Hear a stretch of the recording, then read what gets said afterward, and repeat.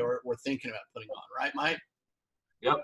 Okay, Mo's cooking burgers over there. So Mo's cooking burgers. So if we have to mute him, in case we have too much burger sizzle, we'll do that. And I'm kind of sitting here eating. So 30 minutes before the market closes. So we're trying to get a lot in, right?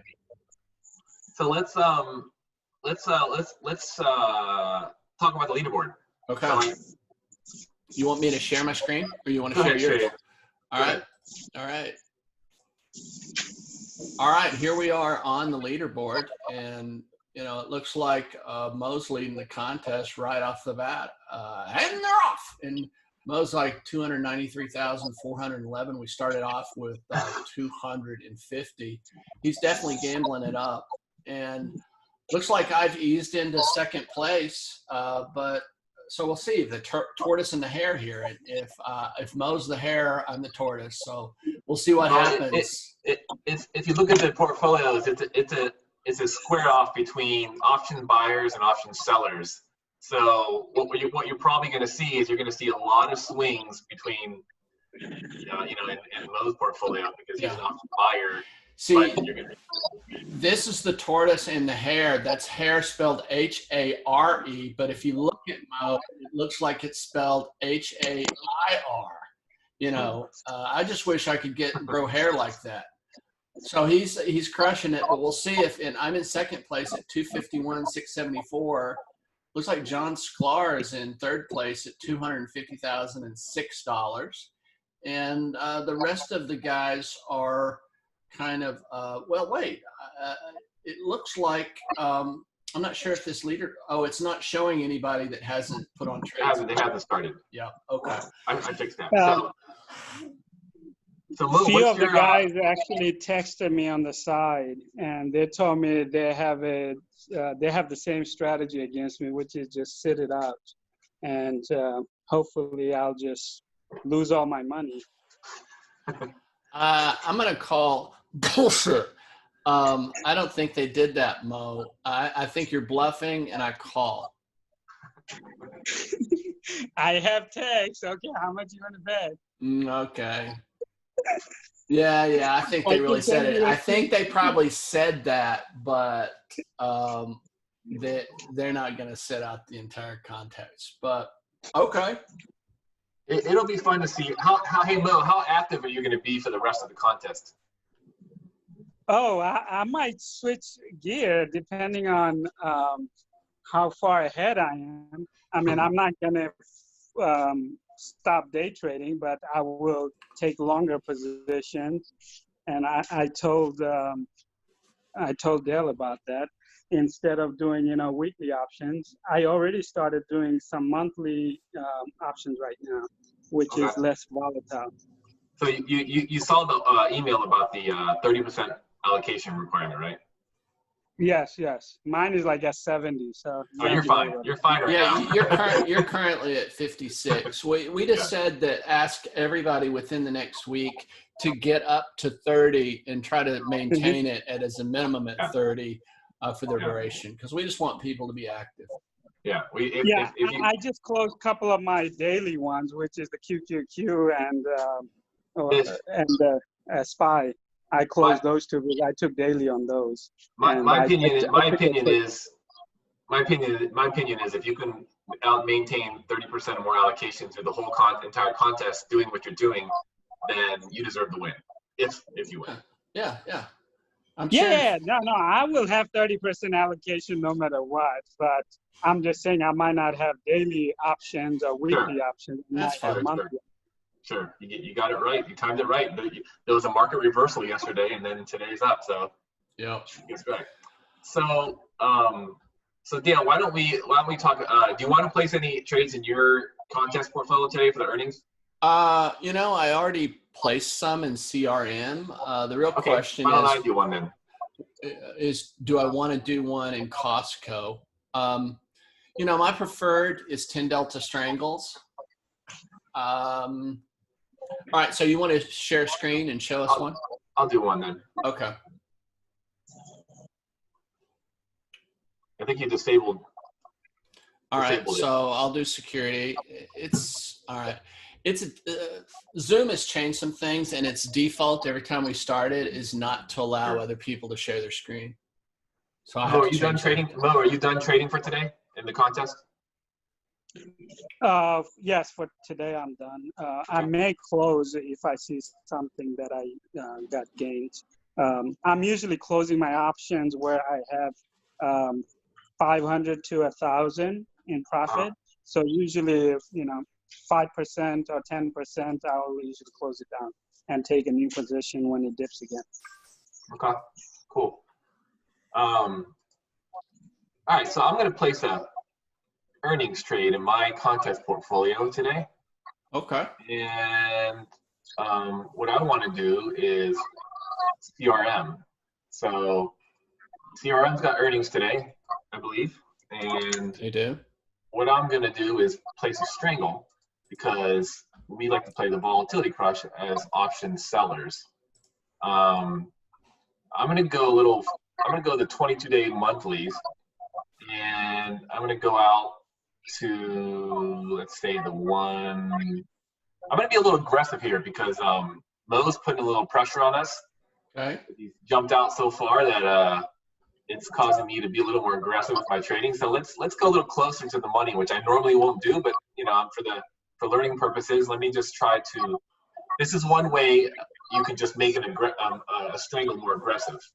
And if you want to be more aggressive in your strangle, then you bring the strikes in a little more. So I'm going to go about right at the 175. And then I'm going to sell. I'm going to give myself a little more room on the upside because I believe things are just up right now. And CRM is a good company, so I believe it has a little potential to go up. So I'm going to go out to 200, and I'm just going to max this out to 2,000. Okay, that's not. And what I'm gonna do this kind of the same thing, except I'm going a little further out on the put to 172.50. Okay, yeah. So he's giving himself a little more space on the downside. Yeah. And I'm going to take in more credit. I'm taking more risk, but I'm taking more credit. So I'm going to put that in. Costco has one too, right? Yes, they do. What was the third one? Alta? Alta, yeah. Oh, that's actually a pretty good one because that one moves a lot. So I'm going to go with Costco here at 300, sell that, and then I'm going to sell the. And Mike, if you don't already have a group called earnings, I'd suggest that you create one and put that into the category of earnings. Oh, that's a good idea. So we can watch it.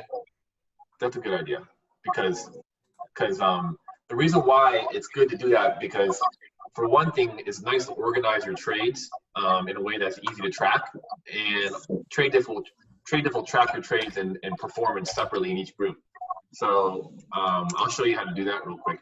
So Alta, right? Is it ULTA? Okay. Alta moves a lot from what I remember. I have a bad. This has a lot of tendency to move. Where is Alta right now? 243. All right. I'm going to sell calls in this one. That's it. I'm selling calls only because I'm bearish on Alta. All right, so what I'm going to do is I'm going to create a earnings portfolio group. Put on a new group, earnings,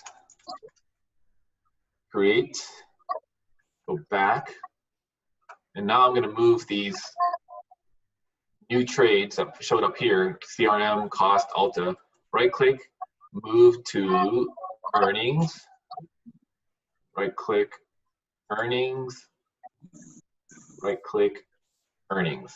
Now, I've got a question for you, Mike. When we're setting up these that are expiring tomorrow, do we need to close those trades after earnings, or if it's out of the money, will it go ahead and expire worthless? So the paper trader right now supports expiring options out of the money. So you sell something, you let it expire, it'll become worthless, and that credit will become your profit, which is what happens in the real world. That's the proper way to do it.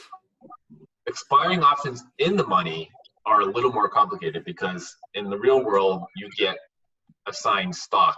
That stock gets put to your account, and then you have a position in your account of 100 shares times how many options you had. So would you prefer us closing that then if it's in the money tomorrow after earnings? Yes, if it's in the if you have options that are expiring in the money, it's preferable that you just close them. The way I did it in the paper trader is I don't give you the stock. I just close that trade out for you automatically. So you can choose what you want to do with it. You'll take the loss or the gain of whatever you have on that day at close, but you won't get the stock. Does that make sense? Yeah, but if I make a mistake sometimes and forget to close something, is there going to be a problem? No, but you won't get the stock though. So if you do it with the intention of getting a sign, so it's the same. It'll just automatically close it for you. It's like cash settling. Yeah. So I made that change recently. Getting stock is the next change that we'll try to figure out. So anyway, so that's anything else we should show real quick in this demonstration? I think that's really all at this point. I'm putting on some real ones. In my paper trader, I did a strangle in Costco. I sold a 297.50 put and the 325 call. And what was the symbol that you did? Earnings? Alta, CRM, and cost. What's the symbol for Alta? Alta. ALTA? Oh, ULTA. I pronounce it Alta. Yeah. It's like that question, what's the number for 911? Yep. In real life, Alta, the liquidity is not great, is it? I don't think so. I remember I don't trade in real accounts because it's too volatile, and its liquidity is bad. So that means you're going to get bad pricing and you're going to get gap moves, and those are all bad things for selling options.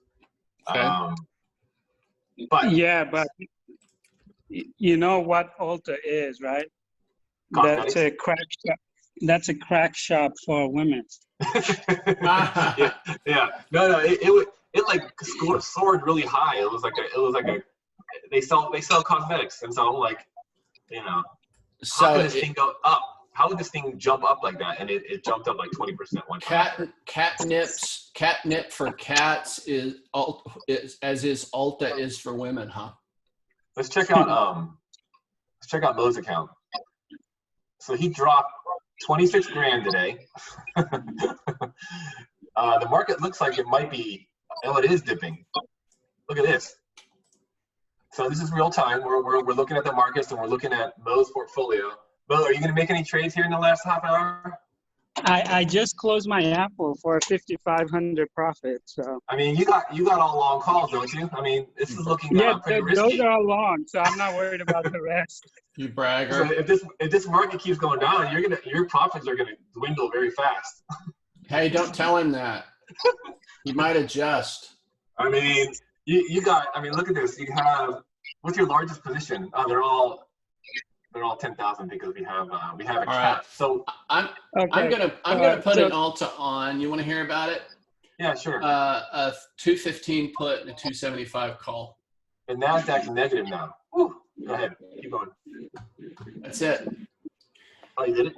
Yep, I did it. And I'm gonna put it into earnings. All right. So guys, I might do a few of these in my real account. So why don't we go ahead and stop now? That'll give me at least a few minutes to put some real things on. Okay. Okay. So let's just wrap up this contest and let's just go play some real trades so we can get before the market closes then. All right. Let's make it more money, more money, more money. Mo's money, Mo's money. Mo's money. Hey, Mike. So yeah, I'll give you my strategy from yesterday. I was down yesterday 30,000 too, but what I wind up doing is, my monthly calls, when a stock started dipping, I started closing it, taking a loss, but then getting a new position, which is shorter term. Because you're like doubling down. Because I'm extremely bullish. So let's just say Microsoft, I lost, 2 or 3 grand because I had a monthly option. I would switch it to a 2-week option and get back in on it again, because Microsoft, I know, is going to recover. You know what's And interesting that's about that? That's actually interesting, because I noticed your account skyrocketed on the reversal, and that makes total sense because you lost less on the down move and gained more on the up move because you switched it out to